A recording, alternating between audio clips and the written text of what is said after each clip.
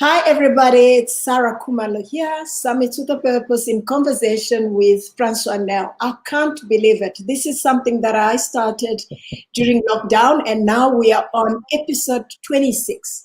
Thank you, Francois, for joining us for our episode 26 and to tell us a little bit more about what's happening in the outdoors and what you're busy with. So, Francois, can you tell the people that are watching right now and the ones that will watch a little bit later, who is Francois Nel?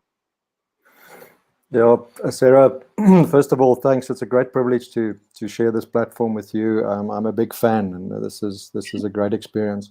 Yeah, I'm an amateur adventurer. I'm what you call a concrete cowboy. I love everything outdoors. Nothing as extreme as climbing Mount Everest. But when it comes to riding a bike or doing fly fishing or climbing a small mountain or riding a 4x4 or whether it's hunting or shooting, everything in the outdoors I love. And I'm an entrepreneur in the outdoor recreation industry.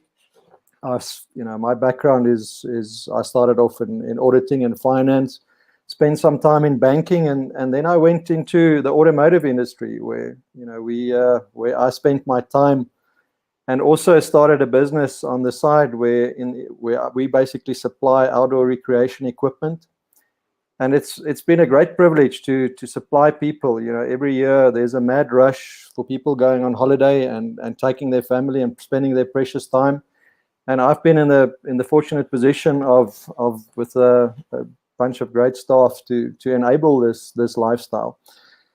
And yeah, in 2013, we sold our automotive business to an international company, and I stayed a few years, with the integration process of this company. And a few events led to a new chapter in my life, which we'll probably talk a little bit later on.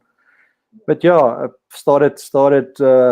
started my interest in the outdoor recreation industry. I stumbled upon some numbers one evening, and the next thing led to another. We're talking here. Oh, fantastic. So what does adventure mean to you, as an individual? You talk about outdoors. What does adventure mean to you personally? I think adventure for me is an interesting concept where you're out of your comfort zone. There's definitely either perceived or real risk, and there's real growth and development involved. I love the process. Whether this is a mountain biking stage race or a tour or whatever you do in the outdoors. I love the process of planning. Making sure and grouping up, meeting up with people that can assist. The technology behind it, the equipment that you need, and it normally there's a bit of drama involved, and there's many parallels to life for me in adventure. Is most of our growth, as you absolutely know, takes place out of our comfort zone. Get off the couch, get outside.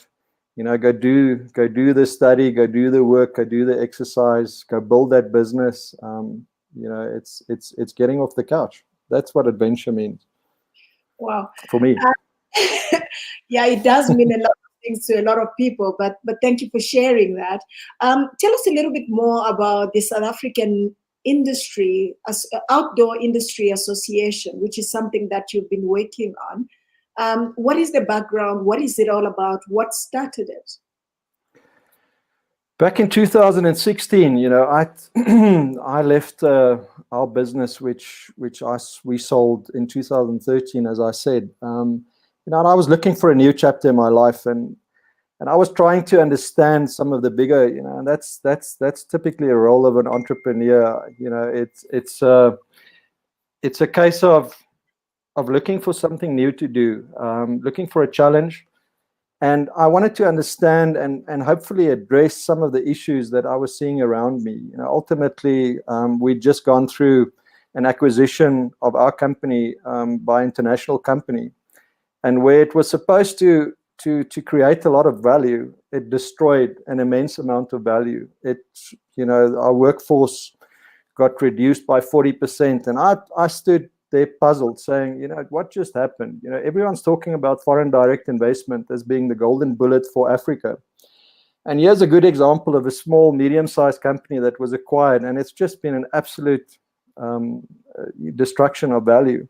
And that's when my curiosity started, in terms of the international business arena, what could be something that could be of value for South Africa or Africa. One evening, I was drinking coffee and I stumbled upon an association in America called the Outdoor Industry Association, North American based. And I saw a number there. It's a 500 billion. This was back in 2016, 17. It was a $500 billion industry, which that economic size is larger than the pharmaceutical industry, larger than education, larger than the automotive industry in the US. And I could not believe it. Ultimately, this is play. This is the outdoors. This is outdoor manufacturers. Can it really be true? And that's when I started reading. And part of my challenge, professional challenge, was how can I sell more, whether it's bike racks or roof boxes or equipment to more people. And there's a limited amount of people that can afford, those kind of things in Africa. In America, there's just so many people that take part in the outdoors. And that led me to being curious and saying, what's happening in South Africa? So I launched a research project. I decided to do my M, and luckily GIBS allowed me to use the subject of the economic significance of the outdoor recreation industry. And I completed my study in 2019, where my curiosity started with economics, but it soon, we established the economic significance. It came up to 350 billion, which is 3.5% of our GDP. And a staggering amount. 1 out of 10 people in this country work in the outdoor recreation industry. Staggering. But that led to actually discovering a different side to this research, and that is the benefits of our, and the studies regarding benefits of outdoor recreation. Things like personal development, place attachment, learning, crime reduction, people that's been exposed to outdoors, just general well-being is so needed in our country. We see all these things play out on the news, and that's why I said, how many people do really participate in the outdoors actively? And wherever I go, it's people like me, the beard and some gray hair. You're an anomaly, Sarah, when you climb mountains. It's unfortunately less than 8% of our population are active in the outdoors, which is a huge problem. If the science supports well-being and growth and development in the outdoors, and we have less than 8% of people participating, we have a huge problem that we need to fix. True. I agree with that totally. I think diversity in the outdoor is not a uniquely South African problem. It's a global problem. If you look at the faces that North Face, as an example, and other big brands, outdoor brands out there, it's specific narrative, that they're focusing on. And I think that's got to change. And South Africa is very well positioned to actually take that bold move and make that difference. Just going to the outdoors, it's a bit of a wider, space. What do you focus on when you say outdoors? What exactly are you talking about? Are you talking about mountaineering, hiking? What are you focusing on? So just a quick mention on your previous point. America and the whole issue about inclusivity. The rest of the world battled to include their minorities. In Africa, we battle to get our majority of our people outdoors sustainably. So we have our work cut out for us. So the outdoor recreation industry, have a few pillars, and it's basically the biggest one of that is wildlife viewing. We have a recreational vehicles industry, the hunting industry. We have wheel sports, water sports, adventure tourism industry, camping and trail sports. And those sub-industries form the larger outdoor recreation industry that amounts to, fishing also included, recreational fishermen. There's 1.2 million registered recreational fishermen in South Africa, and it contributes 36 billion rand to our economy. So it's the numbers are staggering. Yeah, that is interesting. So actually, I never thought about it that way. Europe and America and all those guys, it's failing to include the minority, and for us, it's the majority. What do you think that is? Why is that a problem? I mean, if I look at even organizations such as the South African Mountain Club, it's really not for everybody at the moment. It's quite niche. Yeah. What seems to be the problem? Is it cultural? Is it people not raising their hands? What do you think is the problem? How can it be addressed? Study after study of these sub industries. One thing came. I mean, it's one topic, and that is why do you hunt? Why do you climb mountains? You were probably exposed to it when you were very young by a family, a father, a typical family member, and studies support that strongly. So if you're not exposed to these activities, you don't have this category of recreation, and that ties, if we talked about it earlier, if we are stressed, and relaxation and just general recovery, if we want to de-stress, we go into nature. And I feel very sorry and you see that on the news daily. It's a lot of people that don't have this category, don't have this ability to go and de-stress and walk, or even value nature or the environment, because they're totally disconnected to it. We can dump stuff into this river. We don't have to worry about what happens downstream, and that's a huge problem for the environmentalist. And also all these industries work in deep silos. They're not working together. And most of them, their primary activity is to fight legislation or government and address their blind spot regarding these industries. So we have a lot of work to do. Yeah. Just before we started, we went live, we were talking about worldwide wildlife destination of 2019. And after that, in my mind, I was like, South Africa, obviously, or Kenya. And you were like, no, Finland. That's like, wow. How can Finland, of all places, be world wildlife destination for 2019 and not Africa? What am I missing? What are we missing? What is going wrong with so much wildlife on the continent?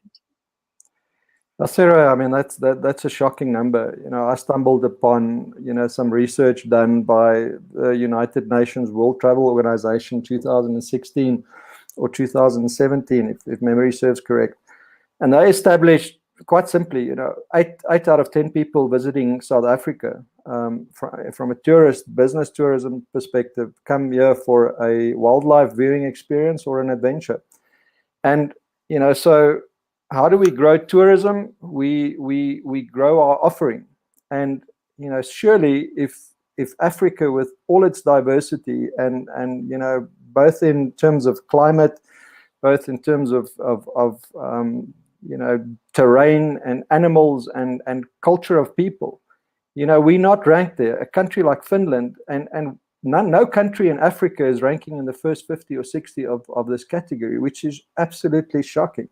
So although tourism is a very successful industry and everyone talks about that being the growth for us, and it's a huge earner of foreign revenue and local revenue, it's not enjoying its place in the world, and it's a marketing issue. It's a working together issue. It's something that the Outdoor Industry Association, with hopefully Department of Tourism and a whole other stakeholders, should seriously address, because we really have it all. But we don't get that credit internationally, unfortunately. Yeah, that is very unfortunate. It is very unfortunate. If you look, I mean, you've done a lot of research. I've seen some of the work that you've done. How important is the outdoors as a solution to unemployment that we currently have in terms of the economy, maybe the next generation, and anything that you can think of. Why is it important? Why did you bother? I mean, you are a business person. There's a million other things that you could have been doing, or you could be doing at this point. Sorry, mate.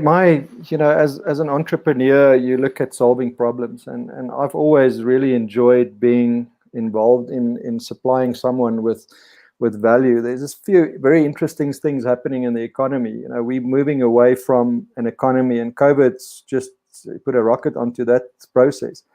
Where people are moving away from owning stuff. The new generation, they don't want to be bogged down by like us generation. We have second, third homes, and we have storage facilities where we keep all our crap. And we just find we consumers. They are consuming experiences. And for me, why is this important from an entrepreneurial perspective? I want to highlight the fact that the outdoor recreation industry, it's a multidisciplinary industry that is not just about tourism. It's about manufacturing. It's about innovation. It's retail. It's wholesale. It's logistics. It is a massive. It's $890 billion industry in America at the moment. So it's really an exciting industry. I mean, I was watching a launch of a product this week live from Switzerland, and they're doing laser welding of clothing these days. And the top engineers in the world, and they're doing these things in such a sustainable manner. So it is really an exciting career opportunity. And as you and I have discussed before, I think our people in this country have an innate ability towards hospitality and a sense of adventure, and are just happy. I look at the kids I come across when I go on a 30-40K mountain bike, and I find them, waiting for a bus. There's all smiles and just white teeth, and it's energy. But when I drop my kids off at a privileged school, everyone's sitting there dick back, worried, and so we have people that should just choose an industry.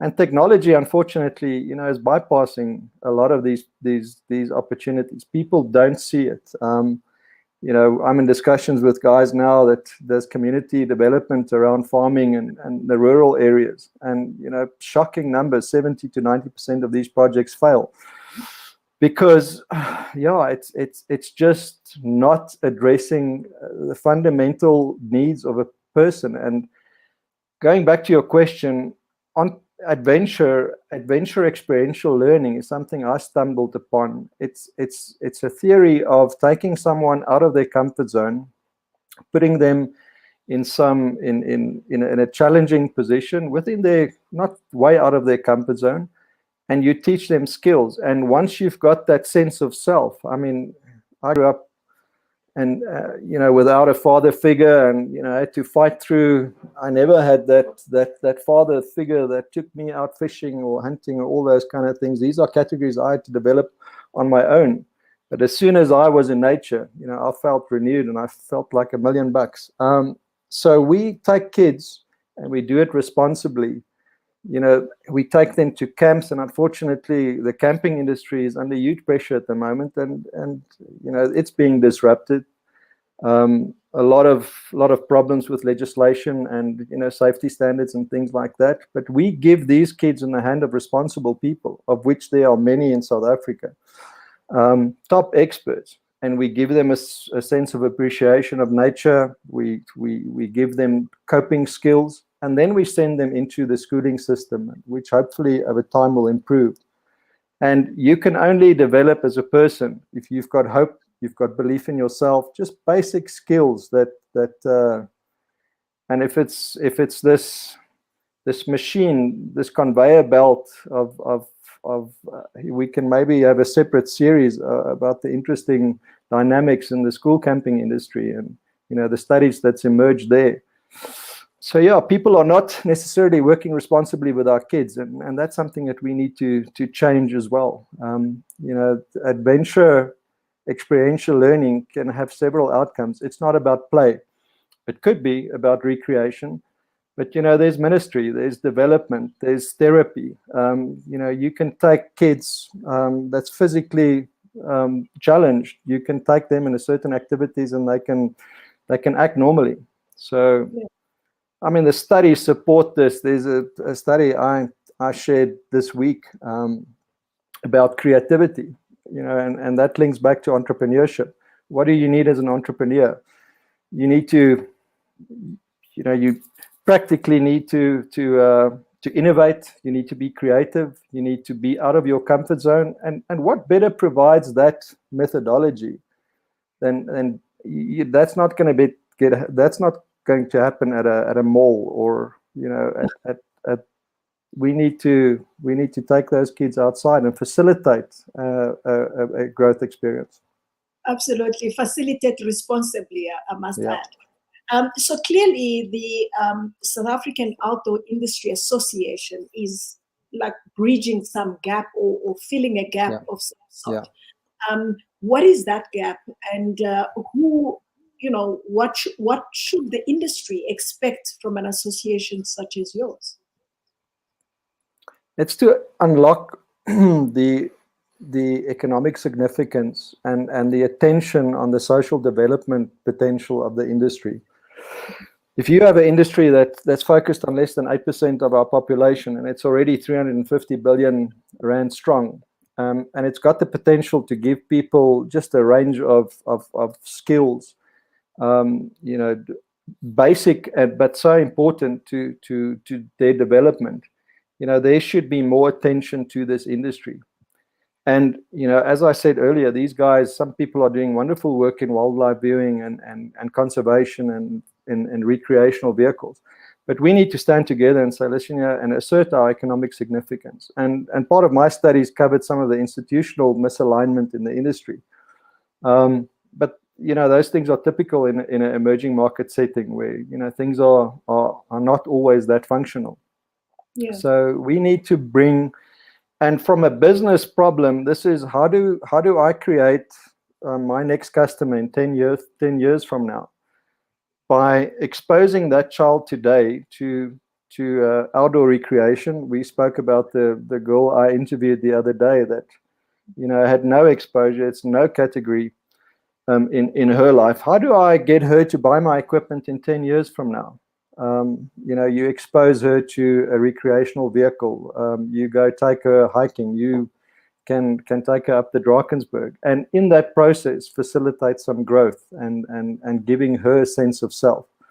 Yeah. And literally, so much in my life happened, by being challenged. Whether it's climbing a mountain or finishing a race, or just being physically challenged. There's such a sense of accomplishment that goes with that.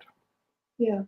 Hello, Renee. She says so many excellent points. Thank you for joining us. I hope you're enjoying this conversation. Francois, the industry, as you probably, I don't know if you would admit it, so this is my observation, has a lot of cowboys. There's a chorus there that thinks he knows about hiking, knows about mountaineering, puts up a website, and there he goes and he's taking people up the Drakensberg. 99% of the time when things go right, fantastic. People will have a good time. But the 1% of the time when something goes wrong, things can go horribly wrong. As we saw, one of the schools lost a child that had gone away. What word, or to have almost some rules that says these are the standards that people should follow and ensure safety. Because if we say we want the majority to get involved, they should get involved safely. They should get involved and know this is a safe outfit. They know what they're doing, and this one I must stay away from, And I'm not sure that is there. If it is, I'm not aware of it. I would like you to maybe touch on that a little bit. Yeah, it's critical. I mean, safety and this is where it takes a larger organization taking many of the industry into account, where we address training and standards and things like that. And the adventure industry has got a very stormy 20, 30 years of history of, and we have a lot of deep experts. You've met quite a number of them, ultimately, but these guys do not want to work together. Unfortunately, the majority of them, the industry is under such pressure. And there's a few confidence strictures, and everyone wants to capitalize on their methodology. And if industry just stand together And this is where I see our role as well, is facilitating and funding this. Ultimately, it's not an organization that, industry has suffered a lot this year, that specific industry. So this Outdoor Industry Association has got 15% of its funding revenue that will flow to the adventure industry, making sure that safety, and those safety standards should be free or as cheap as possible. But part of the problem is that the guys that should be, implementing this are selling the services as safety consultants. And so that's also a problem, where these guys need to start working together and practice what they preach. They take kids in the outdoors and teach them teamwork and working together. But when they've got to move the needle in a very important industry for our country, then all of a sudden, the backstabbing and the issues start. So it's a difficult industry. It's a wonderful industry with deep experts, and causing me some gray hairs, certainly being involved in that debate and trying to get it together, get momentum. It's still going to be an interesting way forward. And but luckily there's a lot of people capable and willing, and that's put up their hands to establish. We need to self-regulate. As soon as you give this over for governments, they don't know specifically where the industry falls. Is it under education? Is it under tourism? We need to as an industry come together and say, this is, we agree, and you only take your kids to these operators that are qualified. And those qualifications, we know who those people are. You get qualified, and there again, there's some institutional misalignment there with getting qualifications, maybe cheaper and faster, but there's some bottlenecks in the system. So it's a gray area where it's not clear. Up until the point now, I'm still not certain. Where do you register and how do you and there's a few companies that we are working with, and we'll publish and put them forward as and doing wonderful work. So the industry is there and the experts are ready. Like I say, my observation is that there's quite a few cowboys. Surely people can't be given an indefinite time to self-regulate. There should be some point where the government says, this is costing us our children. I mean, we have children that have died in these camps, to say this is the regulation, which may not necessarily be the right thing for the industry, but an industry that refuses, A, to diversify, B, to self-regulate. Somebody, Big Brother must come and put in some rules, my personal opinion. So I did a walk in the Kruger during the lockdown, with a team that we're doing what is called Warrior 500. And I saw the direct impact of lockdown on these industries. There were tourist hotels with practically lodges were empty.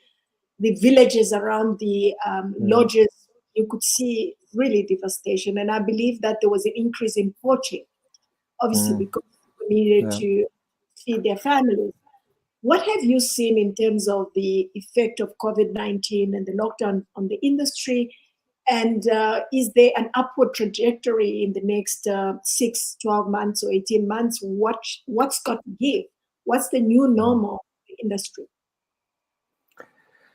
I have a few hats that I have to put on, but from a manufacturing and retail of equipment, obviously people were not traveling and not buying stuff between March and May. But subsequent to that, Sarah, from a retail perspective, we've had record months worldwide, and we are dealing with suppliers, European and North American suppliers, and they worldwide, you've run out of equipment, bicycle racks and things like that. So there's been a renewed interest in outdoor recreation. People during lockdown realized, it's important to get out. For the first time, they had cabin fever, and people are out there. So there's a worldwide shortage of bicycle carriers and backpacks and a whole lot of things at the moment. Unfortunately for the tourism industry, they've suffered tremendously. I mean, the whole industry, like restaurants and things like that, government closed them down effectively. school camps, which I have a soft spot for. These poor people, have been without income, and this basically started with a tragic drowning, in January, where, government cancelled a whole lot of school camps and things like that. So, yeah, those guys are really battling. But from an equipment area and manufacturing, things are really well. But people will travel locally. I think people are, not going overseas. They are supporting the local guys, and I think there will be a strong comeback. We see it already now with the build-up for December. It's already started. So I think, once we can get, the regulations and the self-regulation correct, and get our kids safe to outdoor recreate and to outdoor facilities. For me, it's a very sad thing that I came across. You have private schools, very expensive private schools, that send their kids on these adventure journeys, they call them. And they take their kids in a immersive experience in nature for 3-4 weeks, and it's part of their curriculum. These are kids that's got everything. Who really needs those types of experiences, and with good facilitators and responsible people? It's our most vulnerable kids, and they are the ones totally being ignored. So anyone that's really interested in seeing this country function properly, and looking at business, technology, banking and robotics and fourth industrial revolution is going to touch the lives of the most industrialized economy in Africa. But our people, and if you look at a few industries, infrastructure, maybe farming, the outdoor recreation industry, tourism, those are the industry where our people can work. We can be world class if we focus and work together. Those are the industries that really can change our country by giving, this whole thing about diversity, and this is where we can solve those problems. If we can take all colors, race, and economic status, you can take them and all take them out of their comfort zone and get them and understand, the humanity of each other. That's when we change the dialogue in this country. I think among other things with our kids, we're also fighting with technology because, just into it's almost, I was leading a church group, pathfinders, and the first thing parents as well as kids will ask, will there be Wi-Fi? Is there a pool? I mean, when I grew up in this club, we just knew that we were going to find a river somewhere and we'll get water, and maybe, close to camp and maybe not. So it's a different world. But thank you for sharing that. But how has COVID-19 affected your organization? I remember I met you just before the lockdowns, and there was a lot of traction in terms of the South African Outdoors Industry Association. How has it affected the progress that you are intending to make in the industry?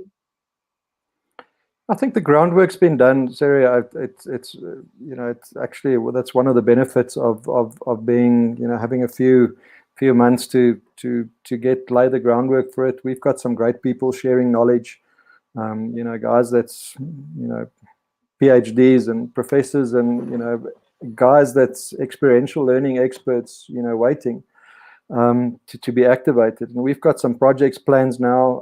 We are engaging with stakeholders in terms of what we have to offer, and absolutely, it gave us the opportunity to huddle together and to hopefully lay the foundation of what will be, maybe not in my time, but maybe the next generation would be an organization that unlocks this fantastic industry for more people. It's a long-term project. It's not something that we're going to achieve in a year from now. And that's also what the world don't like. The world wants quick fixes, and this is not a quick fix. This is a expose, and our logo is literally, expose, teach, and become. You expose your child to the outdoors, you teach them about themselves and about nature, and then they become an outdoor participant. So it's it's a long-term process, which I believe we've got the foundation, and we've got some really great people on board supporting us. And thanks for your input and exposure as well. Thank you. Fedi says, love that. Let's all go to the bush together. Absolutely, Fedi. I'll take you up on that. Francois, I always ask my guests, all of them, without exception, to say, knowing what they know today and the journey that they've taken to where they are at today, what advice would you give a younger Francois? Sure. The gift of hindsight. For me, and what worries me, and I'll keep it to the context of outdoor and adventure, Sarah, is really the definition of adventure by a guy called what is his name? I think it's Bart Hansen. He defined, you've got three types of adventures. You have casual adventures, and that would be, go do a stage race, go complete the epic, and go and climb a big mountain, and get it out of your system, and do your casual adventure. And then there's important adventure. It's building that business, or getting that degree, or getting that PhD, making an impact in your environment with your family. And then there's an epic adventure that he refers to, and that normally involves making an impact on a larger scale, where it's not necessarily benefiting just yourself, it benefits other people. And that's what I'm busy now, and I'm having a great time. It's one of the biggest adventures I've ever been involved. So I would recommend people to frame it. Ultimately, don't make the casual adventure the epic adventure. Do something for this place. We all love this country. Get outdoors and speak to people, reach out to people that's made a life out of a methodology called adventure-based experiential learning, and go read about it, and read about the benefits of outdoors. Get off technology, manage it. The science about depression and anxiety and things like that caused by and disconnection, technology is just staggering.